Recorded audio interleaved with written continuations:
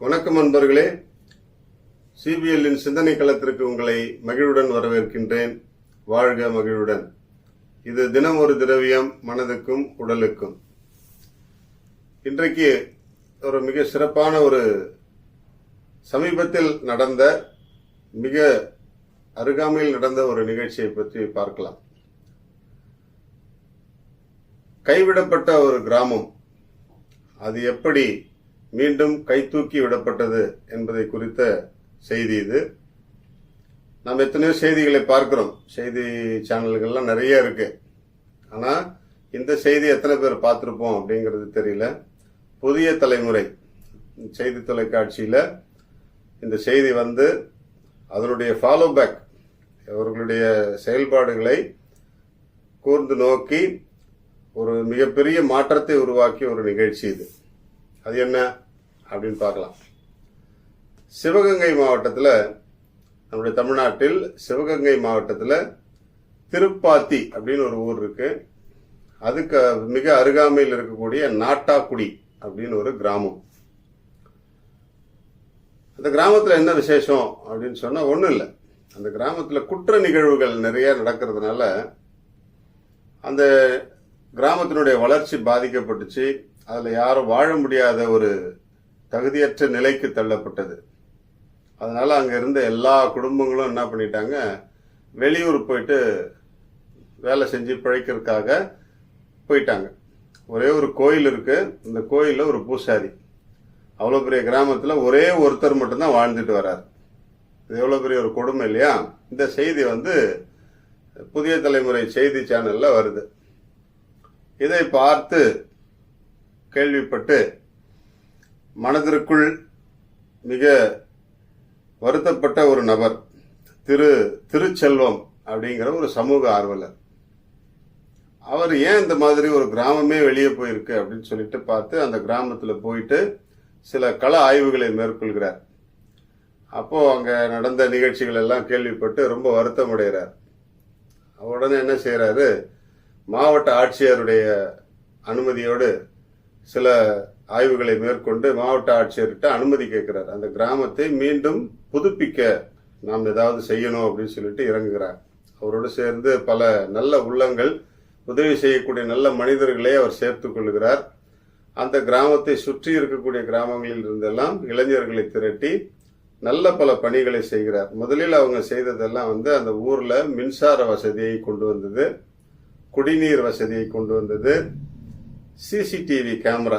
ஏன்னா குற்ற நிகழ்வுகள்லாம் நிறைய நடக்குது அப்படிங்கிறதுனால சிசிடிவி கேமரா ஃபிக்ஸ் பண்ணிட்டாங்க. அதுக்கு ஒரு 6 லட்சம் ரூபாய் கிட்டத்தட்ட செலவாச்சு. அதுல 1.5 லட்சம் ரூபாய் வந்து அந்த கிராம மக்கள் அவர்களா முன் வந்து மாற்றத்தை விரும்பி தாங்களா முன் வந்து அவர்கள் பங்களிப்பை கொடுக்க அனைத்தும் சிறப்பாக நடந்தது. அந்த ஊர்ல இருக்கக்கூடிய நீர்நிலைகள் எல்லாம் முதலில் தூர்வாரப்பட்டு கருவேல மரங்கள் எல்லாம் அகற்றப்பட்டு தூய்மைப்படுத்தப்பட்டு நீர்பிடிப்பு பகுதிகளாக மாற்றப்பட்டது. இவற்றையெல்லாம் திருச்செல்வம் அவர்களுடைய தலைமையில் மேற்பார்வையில் எல்லோரும் செய்து கொண்டிருக்கிறார்கள். 70 ஏக்கர் நிலப்பரப்பில் இருந்த கருவேல மரங்கள் எல்லாம் அகற்றப்பட்டு பயிர் செய்யக்கூடிய தகுதியான நிலமாக அது டிராக்டர் கொண்டு எல்லாத்தையும் உழுது அதுல மாட்டு சாணத்தை எல்லாம் கொட்டி எருக்களை கொட்டி அது விளைகின்ற பூமிகளாக அதெல்லாம் மாத்திட்டாங்க.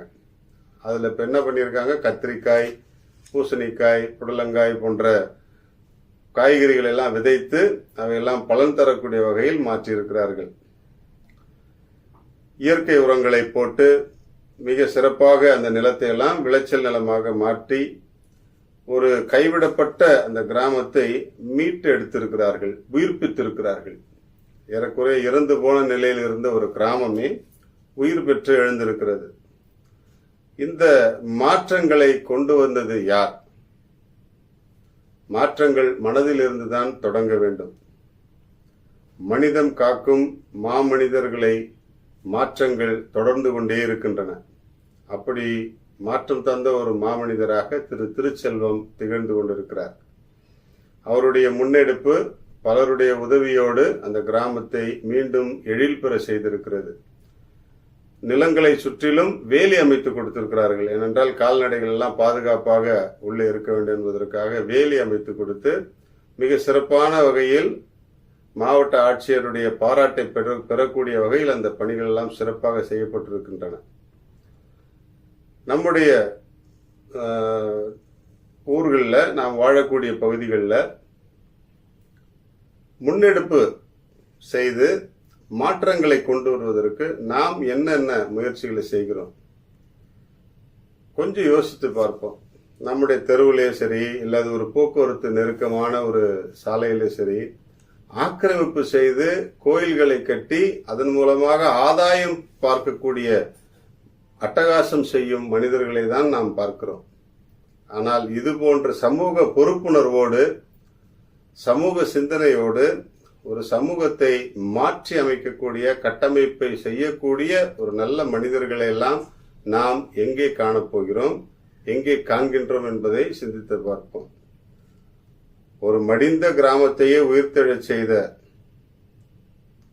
இந்த நல்ல உள்ளங்கள், திருச்செல்வம் போல, அவருடைய குழுவினரை போல நம்முடைய ஊர்களிலும் நாம் வாழும் பகுதிகளிலும் நாமும் மாற்றத்தை தரக்கூடிய மாமனிதர்களாக வளர இந்த நிகழ்ச்சி நமக்கு ஒரு முன்னுதாரணமாக அமையட்டும்.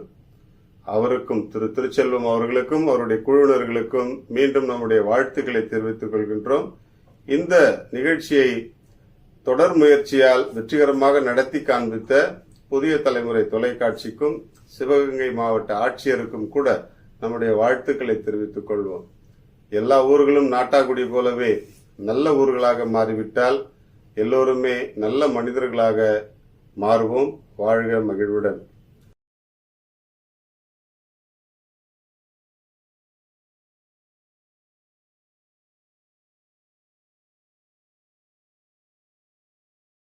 இன்றைக்கு நம்முடைய உணவில் நாம் அடிக்கடி சந்திக்கின்ற ஒரு பழம் மாதுளை. மாதுளை சாப்பிட்டால், ஏற்கனவே சொல்லியிருக்கிறேன், மாதுளை ஒரு மகிழ்ச்சியின் கனி என்று. மாதுளை சாப்பிட்டால் காலையில் சாப்பிடும் பொழுது நம்முடைய உடலுக்கு புத்துணர்ச்சி கிடைக்கும். இரவில் சாப்பிடும் பொழுது நம்முடைய உடலுக்கு செரிமான சக்தி நிறைய கிடைக்கும். சிறுநீரக கோளாறுகள் இருப்பவர்கள் மட்டும், கிட்னி பேஷண்ட்ஸ் மாதுளையை சாப்பிடுறது கொஞ்சம் மருத்துவரின் ஆலோசனைப்படி அல்லது மோஸ்ட்லி அதை தவிர்ப்பது நல்லது.